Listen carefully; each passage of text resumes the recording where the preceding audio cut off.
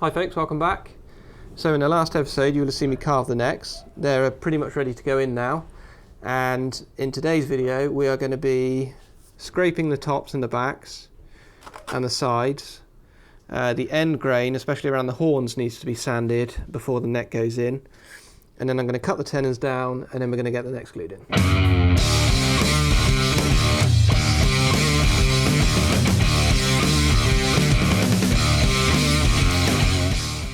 So I put this body blank through the drum sander at one point, and I've still got these kind of long scratches going all the way down it, and the easiest way to tidy those up is to use a freshly burnished scraper, and that just tidies it up much more easily than with sandpaper.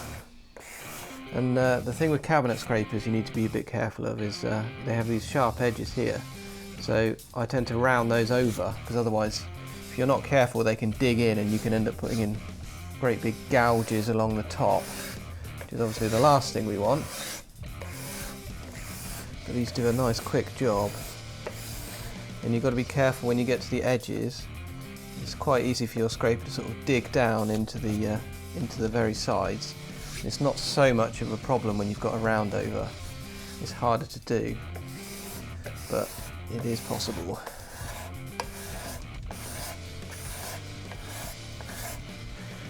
Now then, I find the bobbin sander can quite often leave these kind of notches going all along the sides here, and basically that's where the bobbin just kind of skips along as you push the work around it.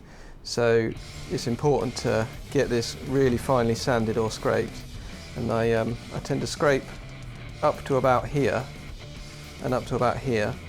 I don't try and scrape the end grain, because even a well burnished scraper will tend to just rip out the end grain, I find, with this African mahogany. So I'll scrape this area, and then the bottom and up by the horns I'll have to sand that.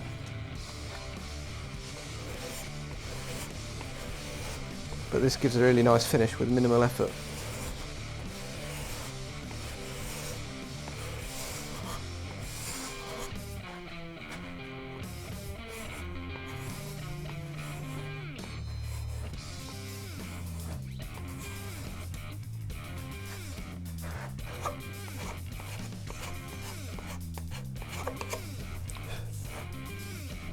Now, I don't know if it will show up well on camera, but there's this tiny little ridge here, and that's from the round over bit on the router, so the easiest way I find to get rid of that is to just carefully scrape.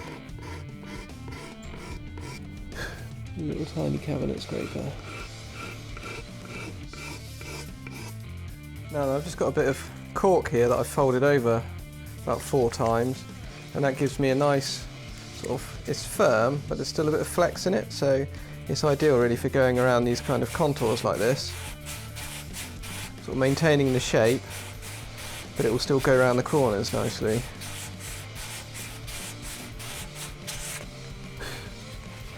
Just give it a little clean up, see what it looks like. The thing I find with end grain is that the dust tends to stick in the scratches.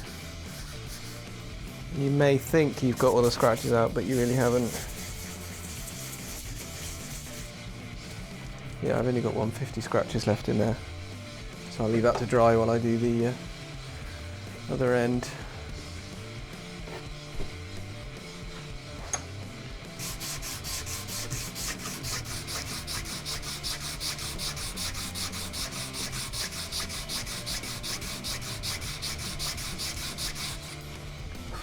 Now hopefully you can see on the camera that the grain kind of is starting off quite almost vertical here, and then it's gradually swooping out this way, so it's much flatter here and almost sort of quarter sawn around here.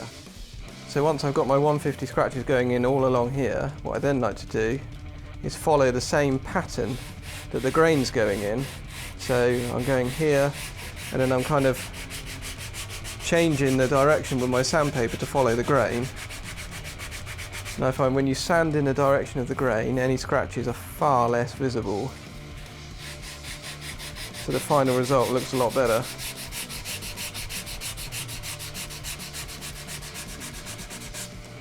And I'll basically repeat that process. This is 150, I'll do that with 240, and then I'll do that with 320.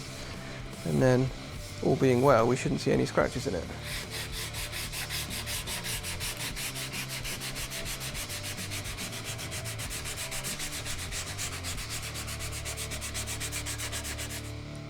There you go. So that's just sanded with 150, but it's really smooth. There's no visible scratches going in this direction. I remember I used to spend hours and hours sanding this area and this area until I realised that just sanding in the direction of the grain, it just makes a huge difference and just reduces the amount of time you spending on sanding by like a factor of 10. It's crazy.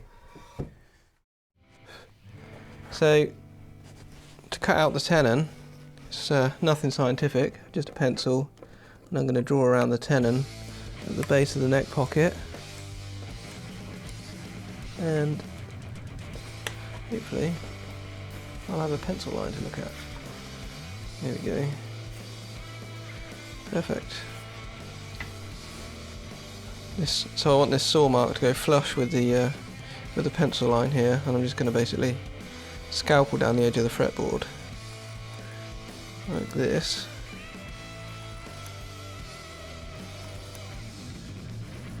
And then create what I think is called a knife wall with the chisel.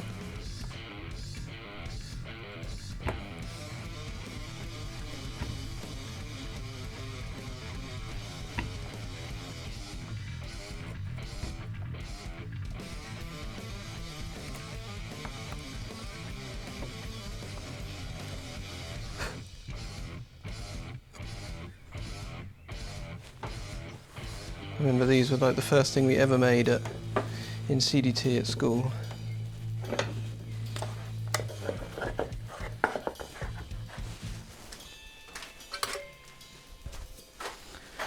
And I'm just going to saw down the line with a tenon saw.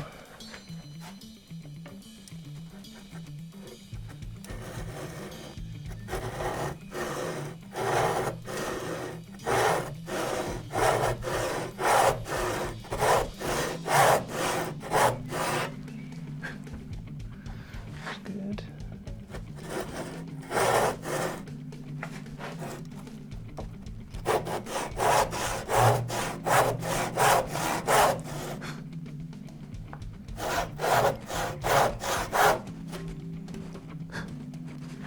Bit further to go.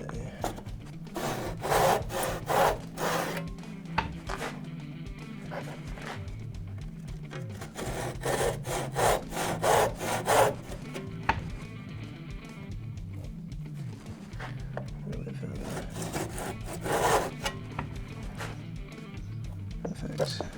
I just need to join these two lines up. Right.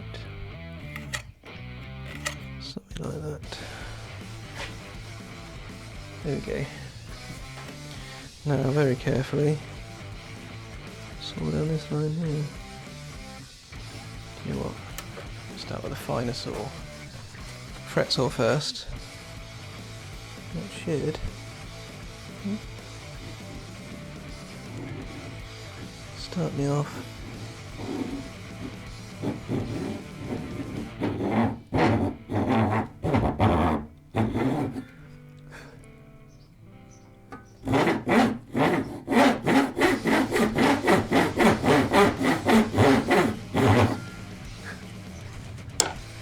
Let's have a neck go with this one.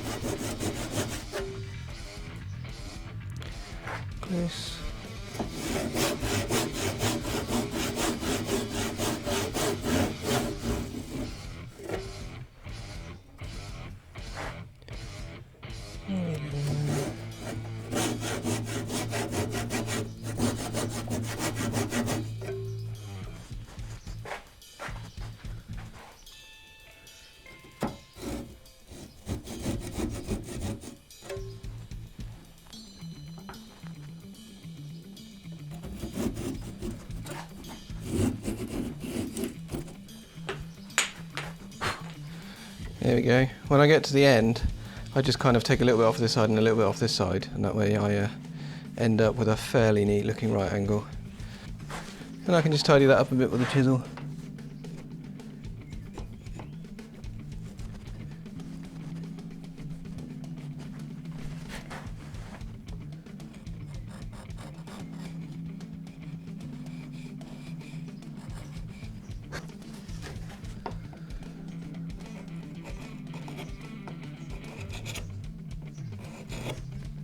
Cool, let's have a look and see what the fit's like once I've had a tidy up.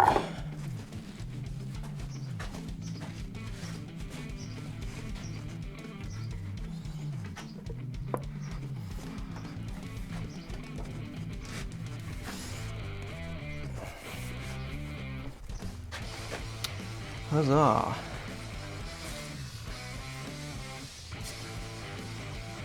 Beautiful. So we didn't just dent the guitar, eh? Right, let's have a look. That is a neck, I suppose that doesn't actually matter.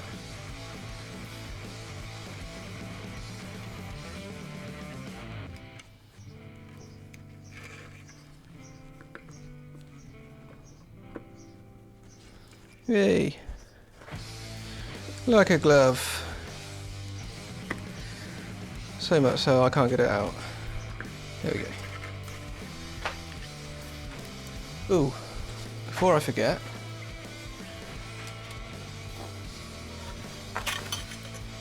now then, if you watch my little PRS finishing two-parter, you will have remembered me saying about taping off the headstock, and that is because I don't want to lacquer the face of the headstock.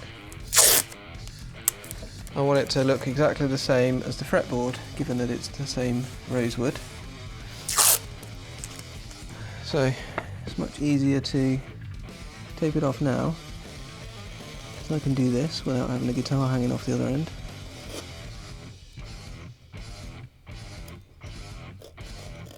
If ever you're scalpeling around a headstock or something like this, always try and go this direction, not this direction, because there's a lot more opportunity to go into the wood. I'm not sure what that noise was, that's some sort of murdered turkey.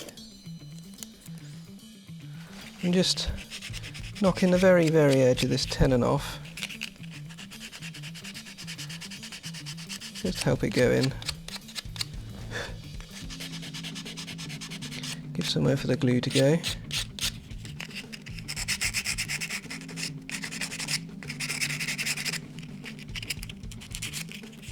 Can you see there's these shiny spots just here? That's where, when I was pushing it in before, it's being pressed against the sides of the mortise. So it's worth just giving that a little scuff. And just make sure it's not too tight.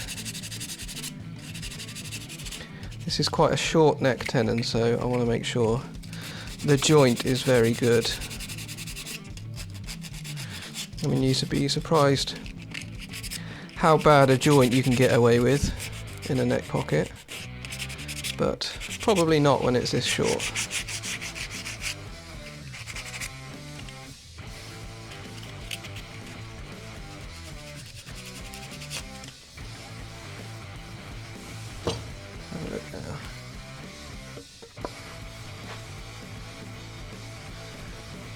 Yeah, it's pretty good. Tight bond.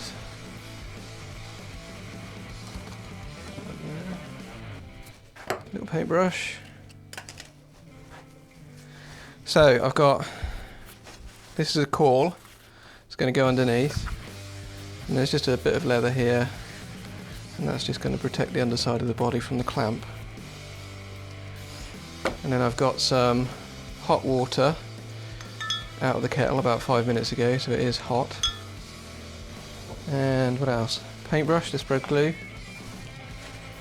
And 2 clamps. Normally I'll use a G-clamp on here because the screw motion I think is more stable, it's less likely to slip. However, I haven't got any G-clamps that will fit in here, so long F-clamps it is. Right, what have I forgotten? Nothing, let's just do it.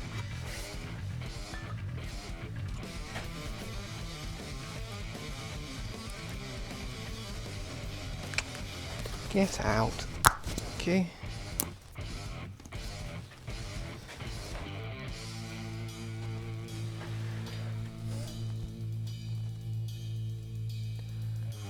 Bit of glue.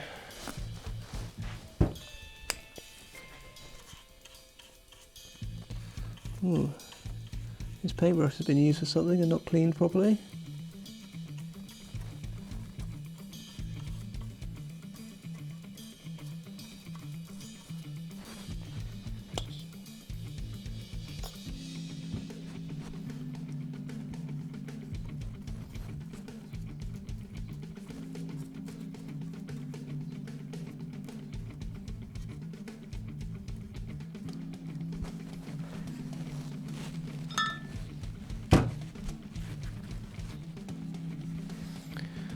See how we go with that.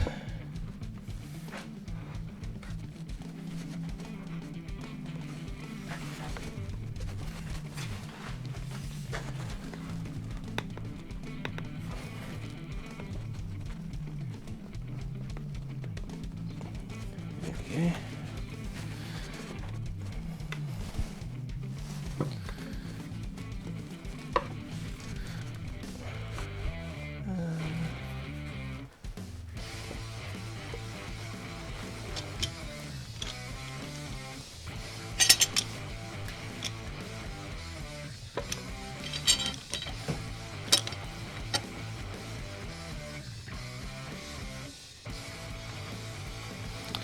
Actually, I think I can fit 2 clamps in here.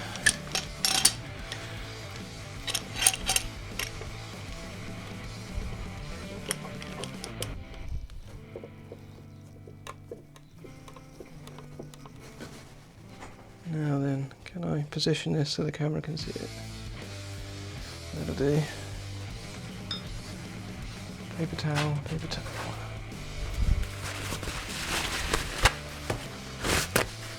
I'm just going to wipe off some of the excess of the glue. And then toothbrush and hot water.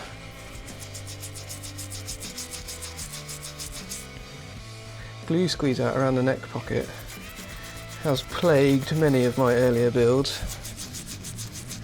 It was only when Gibson factory tour or maybe PRS I was watching on YouTube. I saw them with hot water and a toothbrush scrubbing away at it.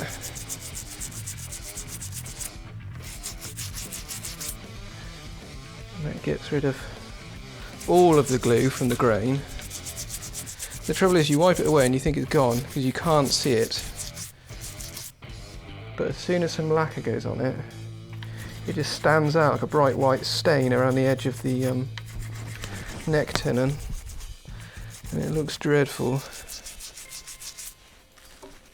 Also, I need to be careful that I don't get the thing so wet that it starts causing things to swell. So there is a balance.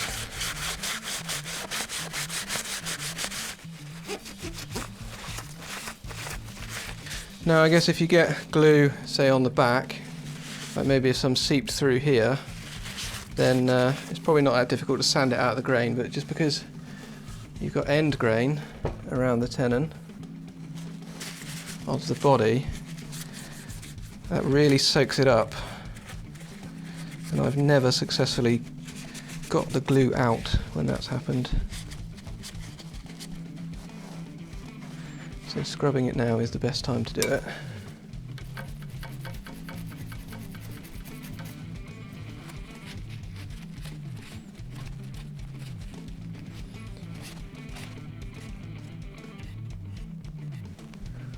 Just a bit more to get out of there actually.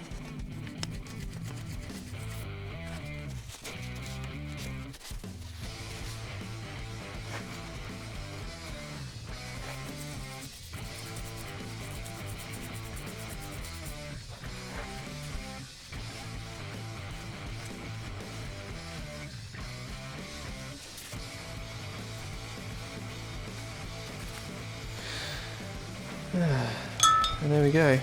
We shall see what she looks like tomorrow.